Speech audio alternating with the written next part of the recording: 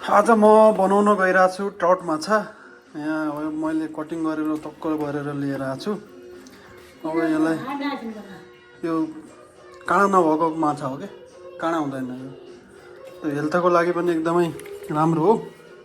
अब यसलाई मजाले पखाले मैले, तपाईँहरू पनि मजाले पखाल्नु होला। पहिला त सक्नुहुन्छ भने अलिअलि चुक हालेर त कागती हालेर मजाले पखाल्नु, अलि स्मेल आउँदैन। अब यसमा मरमसला लाएर फ्राई गर्छु है त। थोरै बेसार, थोरै नुन, अनि त्यसपछि लसुन अदुवाहरू मिक्स गरेर पहिला सुरुमा यसरी थोरै अदुवा हाल्नु, के अरे बेसार हाल्ने थोरै, अनि त्यसपछि थोरै नुन हाल्ने, आफूलाई कति चाहिन्छ नुन हालिसकेपछि यसलाई मजाले यसरी मोल्ने एकचोटि।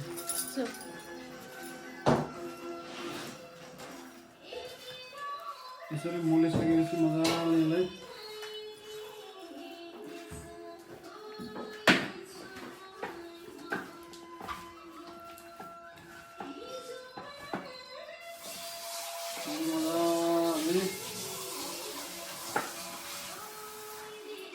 मोलिसकेपछि यसलाई 5-10 मिनट राख्नुपर्छ।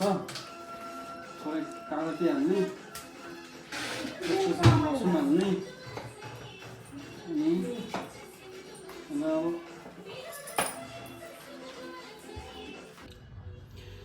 यो चाहिँ लसुनको पेस्ट बनाइरहेको छु मैले यहाँ। यसरी अब टक्क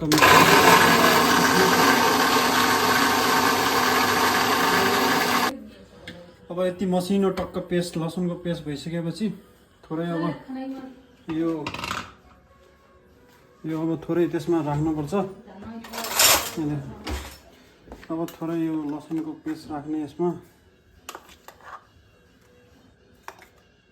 अब यति राखिसकेपछि यसलाई मजाले मोलेर, अब यसलाई पनि यसरी मजाले मोल्ने, लसुनलाई पनि यसलाई यसरी मोलिसकेपछि